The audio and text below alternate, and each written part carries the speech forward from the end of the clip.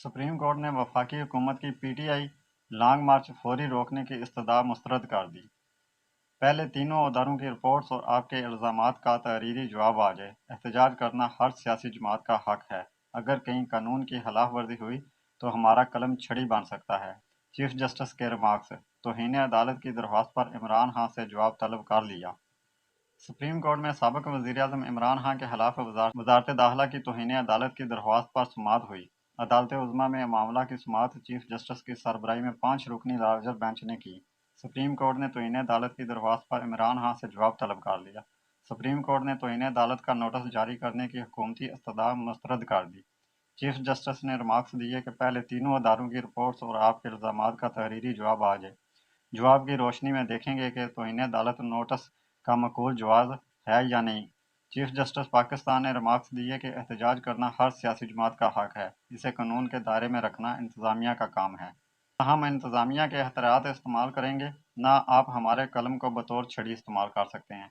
अगर कहीं कानून की खिलाफ वर्जी हुई तो हमारा कलम छड़ी बन सकता है। सियासी जमात को अपना एहतजाज पुरअमन रखना चाहिए। सुप्रीम कोर्ट ने पीटीआई से 31 अक्टूबर तक जवाब तलब कर दिया। गुज़िश्ता समात के मौके पर चीफ जस्टिस ऑफ पाकिस्तान ने रिमार्क्स दिए कि वफाकी हुकूमत का कहना है कि इमरान खान की तरफ से अदालत को कराई गई यकीन दहानी की खिलाफ वर्जी हुई है। वो दोबारा लॉन्ग मार्च और धरने का प्लान कर रहे हैं। हुकूमत कानून के मुताबिक सूरत-ए-हाल से निमट सकती है। अभी तक तो फिलहाल तकरीरें हैं। चीफ जस्टिस ने कहा कि हुकूमत शहरी इलाकों में जहाँ थ्रेट्स हैं वहाँ इकदाम करे। गुज़िश्ता हुक्म पर कानून नाफिज करने वाले इदारों की तरफ से दी गई रिपोर्ट्स में बड़े ठोस जवाब दिए गए हैं। आइन और कानून के मुताबिक इकदाम उठाना इंतज़ामिया की ज़िम्मेदारी है। इंतज़ामिया अपने आप को सूरत-ए-हाल के लिए मुकम्मल तैयार करे। किसी भी तरफ से कानून की खिलाफ वर्जी होगी तो मुदाखलत करेंगे। जब भी हमारी मुदाखलत दरकार हुई तो छुट्टी के दिन भी पहुँचेंगे। अदालत के सामने ठोस मवाद लेकर आएँ। हमारा काम तवाज़ुन रखना है। एहतजाज का हक भी मशरूत है। किसी सियासी लीडर ने हमारे हुक्म की खिलाफ वर्जी की तो इसके संगीन नताइज हैं। मुफाहमत के लिए इकदाम होने चाहिए। लोगों के बुनियादी हकूक़ का तहफ़्फ़ुज़ भी हमारी ज़िम्मेदारी है। चीफ जस्टिस ने इस मौके पर अदारों की रिपोर्ट्स की कापी अटार्नी जनरल को फराहम करने की हिदायत करते हुए अटार्नी जनरल से कहा कि आप रिपोर्ट्स का जायज़ा लें और अगर कुछ हुआ तो दोबारा अदालत आ जाएं। अदालत उज़्मा ने इस मौका पर अटार्नी जनरल को अदारों की तरफ से अदालत उज़्मा में जमा कराई गई रिपोर्ट्स की कापी फराहम करने और अटार्नी जनरल को मज़कूरा रिपोर्ट्स पब्लिक न करने की हिदायत करते हुए मामला आइंदा बुध तक के लिए मुलतवी कर दिया। कातिल स्क्वाड अरशद शरीफ का ताक़ब कर रहा था। नैरोबी के साबिक़ गवर्नर का दावा। पुलिस को पाकिस्तानी को ये सोच समझ कर गोली मारने के लिए धोखा दिया गया कि अरशद शरीफ कार चोरी में मुलव्वस थे, जबकि मकदूर सहाफ़ी एक मनी लॉन्ड्रिंग गिरोह को बेनकाब करने वाले थे। साबिक़ गवर्नर माइक सोनोकोन पोस्ट। नैरोबी के साबिक़ गवर्नर माइक सोनोको ने दावा किया है कि कातिल स्क्वाड सीनियर सहाफ़ी अरशद शरीफ का ताक़ब कर रहा था।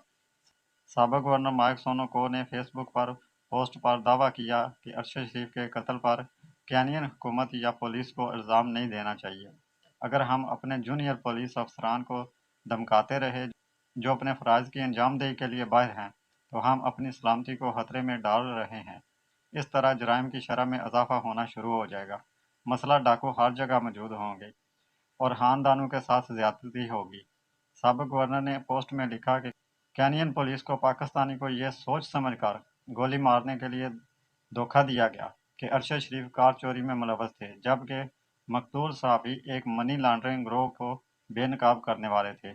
उन्होंने मज़ीद कहा कि मनी लॉन्ड्रिंग सिंडिकेट केनिया के शहरों नैरोबी और मोम्बासा में कारों के शोरूम चलाते हैं, जिसमें पाकिस्तानी सियासतदान और मुल्क के डेप एस्टेट अरकान शामिल हैं। अरशद शरीफ का ताक़ब इसलिए किया गया क्योंकि वो इस पर तहकीकात कर रहे थे। साबिक़ गवर्नर ने मज़ीद लिखा कि माकड़ी में मकामी पुलिस को सर्कुलर मौसूल हुआ था, जिसका तल्लुक़ कार चोरी से था।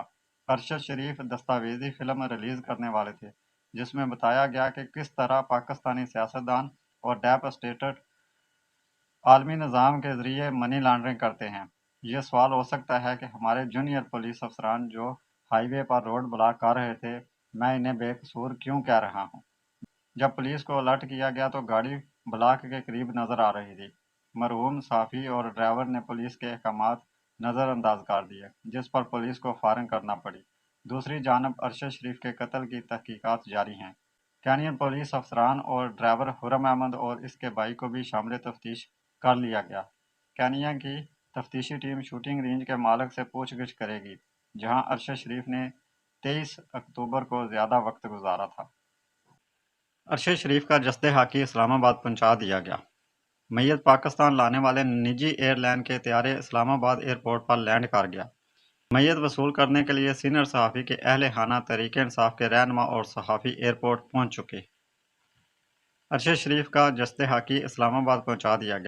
تفصیلات کے مطابق کینیا میں قتل کر دیے جانے والے ملک کے ممتاز سینئر صحافی ارشد شریف کی میت پاکستان پہنچ گئی ہے۔ میڈیا رپورٹس کے مطابق ارشد شریف کا جسد ہاکی ایک نجی ایئر لائن کے طیارے کے ذریعے اسلام آباد ایئرپورٹ پر پہنچایا گیا ہے۔ ارشد شریف کی میت وصول کرنے کے لیے سینئر صحافی کے اہل خانہ تحریک انصاف کے کئی رہنما اور صحافی ایئرپورٹ پہنچے، جبکہ شہریوں کی بڑی تعداد بھی ایئرپورٹ پہنچ گئی۔ بتایا گیا ہے کہ ارشد شریف کی نماز جنازہ جمعرات کے روز اسلام آباد کی فیصل مسجد میں ادا کی جائے گی۔ دوسری جانب وزیر اعظم شہباز شریف نے سینئر صحافی ارشد شریف کے قتل کی تحقیقات کے لیے جوڈیشل کمیشن بنانے کا فیصلہ کیا ہے۔ وزیر اطلاعات مریم اورنگزیب کا کہنا ہے کہ وزیر اعظم شہباز شریف ہائی کورٹ کے جج کی سربراہی میں جوڈیشل کمیشن بنانے کا فیصلہ کیا ہے۔ کمیشن سربراہ حقائق کے تعین کے لیے سول سوسائٹی میڈیا سے بھی رکن لے سکیں گے۔ انہوں نے کہا کہ یہ فیصلہ ارشد شریف کے جاں بحق ہونے کے اصل حقائق کے تعین کے لیے کیا گیا ہے، جبکہ سابق وزیر اطلاعات فواد چودھری نے کہا ہے کہ کینیا کا میڈیا ارشد شریف کی شہادت پر پاکستانی میڈیا سے زیادہ اہم سوالات اٹھا رہا ہے۔ اس سے اندازہ لگا لیں کہ پاکستانی میڈیا اس وقت کتنے زیادہ سینسرشپ اور جبر کا شکار ہے۔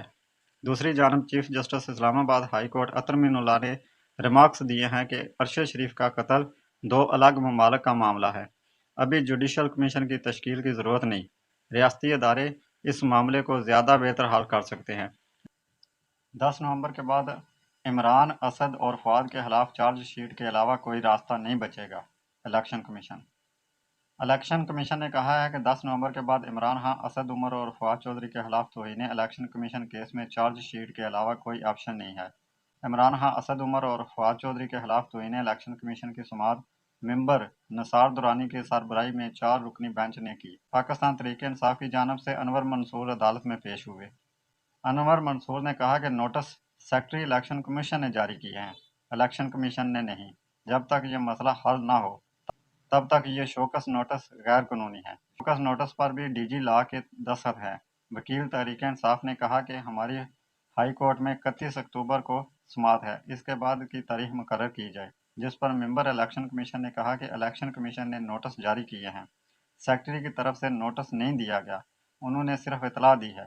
انور منصور نے کہا کہ اسد عمر کو گزشتہ رات دھمکیاں آئی ہیں، ان کے پاس سیکورٹی نہیں ہے، جس پر ممبر الیکشن کمیشن نے کہا کہ ہمارے پاس 10 نومبر کے بعد کوئی راستہ نہیں بچے گا کہ چارج فریم کر دیں۔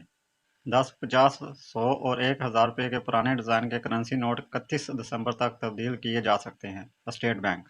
اسٹیٹ بینک کے ترجمان نے منگل کو جاری بیان میں کہا ہے کہ شہری 31 دسمبر 2022 تک 10، 50، 100 اور 1000 روپے کے پرانے ڈیزائن کے بڑے کرنسی نوٹ ملک بھر میں اسٹیٹ بینک کے دفاتر کے کاؤنٹر پر جمع کر سکتے ہیں۔